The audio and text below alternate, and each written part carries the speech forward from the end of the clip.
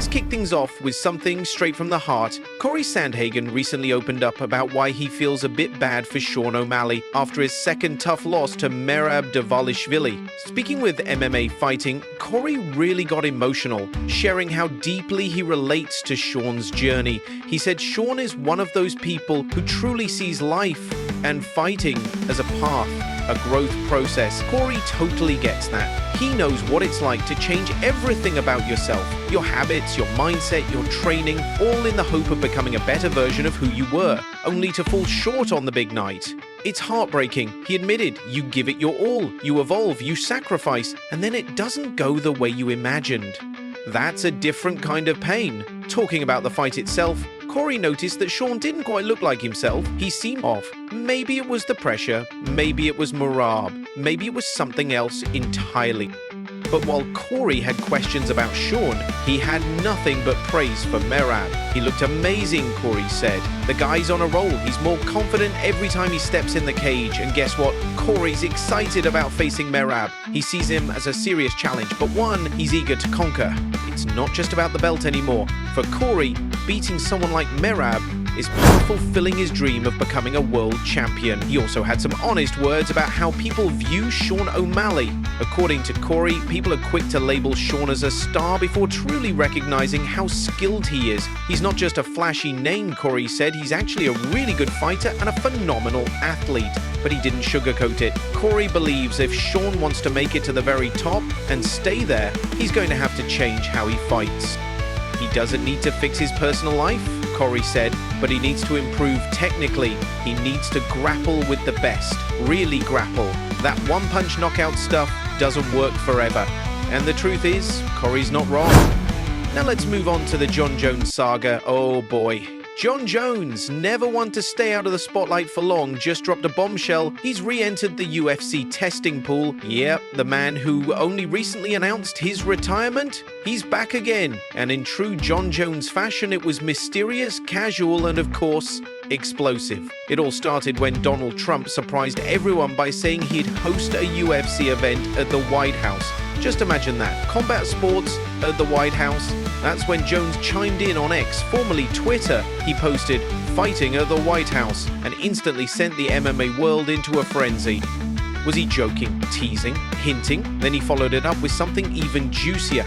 Just re-entered the testing pool that lasted about 2 weeks. Figured we'd keep everyone's options open. Boom! Cue the chaos. Fans were left stunned. Was he serious? Is this his return? Or just a clever play to stir the pot again? With Jon Jones, it's always a roller coaster. He's dominated the octagon like few others and kept fans guessing just as much outside of it. This kind of drama? It's part of what makes him box office gold. What makes this more wild is the idea of a UFC event at the White House. Dana White, always a showman, has to be intrigued. And if you throw Jon Jones on that card, that's not just a fight night, that's history. But let's be real, this is Jon Jones. The man's unpredictable. One minute he's in, the next he's out. And that's exactly why people can't stop watching. Oh, and Conor McGregor, yeah, he had something to say too. Of course, Conor couldn't stay quiet about a potential White House fight card. He took to X and said, in classic McGregor fashion, "Fighting at the White House would help me focus on my return correctly." Then he added something only Conor would say, "My accuracy is my superpower. Most don't know this, but in my right eye, I have 20/10 vision. I'm the 1%. In my left, I'm 20/20. Accuracy is fun." He continued with swagger, reminding everyone of his KO record and how he's been chilling on yachts for the past 4 years. But reading between the lines, this wasn't just bravado, there was something real in it. He wants to come back. And the White House spectacle? That's the kind of moment that could pull him back in. McGregor's always been more than a fighter. He's a showman, a businessman, a hype machine. He knows what that stage would mean, not just for him, but for the entire sport. Imagine it. Conor McGregor, suit on, strutting across the White House lawn, trash talking in front of world cameras. That's not just a fight, that's history. And for Conor, it's the perfect way to reignite the fire. Let's talk about Paddy Pimblett now. This one's got heart. Paddy recently dropped a YouTube video showing his time in Vegas at UFC 317. And in that video, he gave fans a front row seat to his training camp, including some sparring with none other than Sean Strickland. Paddy, as always, was brutally honest and funny, He admitted he's never actually wrestled in a real fight before, and he laughed at himself for it. During the session, Strickland apparently gave him a tough time. Paddy even joked about his weight, asking out loud how he ever made 155 pounds. But beneath all the humor was deep respect. Strickland, known for going absolutely berserk in sparring, was actually calm and respectful with Paddy. No cheap shots, no ego trips, just hard, honest training. Paddy appreciated that, and he made sure to say it. He even said Strickland's a good guy and a fighter he's always admired. For all of Paddy's wild antics, this was a genuine moment. Two fighters going at it, testing themselves and walking away with mutual respect. Strickland also gave it back, calling Paddy a big man and tough guy. These little behind-the-scenes moments, they matter. They remind fans that beyond all the trash talk, beyond the drama, there's heart in this sport. There's brotherhood, respect, honor, and that's why fans stick around. Because MMA isn't just about fights, it's about fighters, real people, real stories. Now let's dive into one of the spiciest rivalries brewing right now, Ilia Topuria versus Arman Tsarukyan. And oh man, the back and forth between these two is fiery. It all started when Ilia Topuria, never shy to speak his mind, threw some heavy shade in an interview. He said plain and simple that Arman Tsarukyan would be his easiest fight. Easier than even Paddy. That's not just confidence, that's a direct slap to the face. But Ilia didn't stop there. He questioned Arman's heart, his toughness, his will. He called out Arman for pulling out of a world title fight, saying it was because of a back injury. Ilia's reaction? Disbelief. He couldn't even understand the thought of turning down a world title fight, injury or not. He said, and you could feel the intensity in his voice, imagine you get the chance to fight for the title and then you back out because your back hurts. I'd fight with one arm if I had to. He even brought up his own situation. When I was supposed to fight Volkanovski and then Max stepped in, I would have still fought no matter what. You don't pass up that kind of moment. Now, those words, they hit hard. They weren't just trash talk, they were personal. And Arman, he wasn't having it. He clapped back on social media fast. His first post was short, sharp and savage. Fun fact of the day, Ilia Topuria has never fought anyone in their prime. Boom.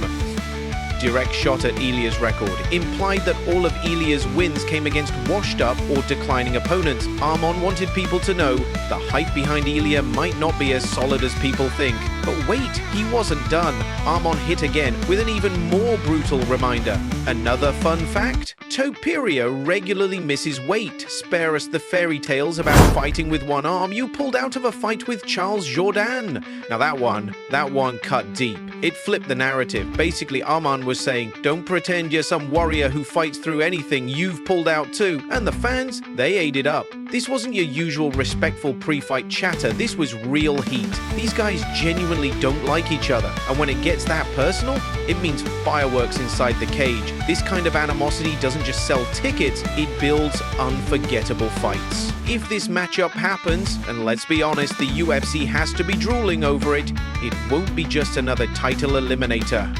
It'll be war, a grudge match, and every MMA fan in the world will be watching. And now, let's circle back to the king of chaos, Jon Jones. Just when you think he's gone for good, he comes storming back. Jon Jones has now officially said he's coming out of retirement. Yep, only a week after telling the world he was done, he did a full 180, rejoining the drug testing pool, which is the biggest clue that he's serious. And at first, everyone was scratching their heads. Wait, didn't he just quit? But the more you think about it, the more it makes sense. See, a lot of folks believe his quick retirement had nothing to do with fighting and everything to do with his personal life. Specifically, that hit-and-run incident that caused a media firestorm. Even Dana White chimed in. He said Jon's exit wasn't because he was scared of Tom Aspinall or anything like that. That was Dana's way of hinting that Jon had outside stuff to sort out. And maybe, now that the smoke has cleared, Jones feels ready again. But what's got everyone buzzing is this question. Who's next? Who does he fight? There's one name that keeps coming up, Tom Aspinall, and man, wouldn't that be something? Jones walking in to face the newly crowned interim champ, looking to snatch that belt and remind everyone who the king really is? But we know Jon, nothing he does is ever straightforward. The guy marches to his own beat, he's brilliant in the cage and chaotic outside it. Some people think he retired because the pressure was too much. Others believe he was just tired, maybe partied too hard in Thailand, woke up and thought, nope, not today. But then, maybe he sobered up, saw the money on the table, saw the spotlight slipping, and said, Nah, I'm not done yet. And you know what? Thank God, because Jon Jones coming back means the heavyweight division just got electric again. He's not just another fighter, he's the fighter. Love him or hate him, you pay attention. You don't miss a second.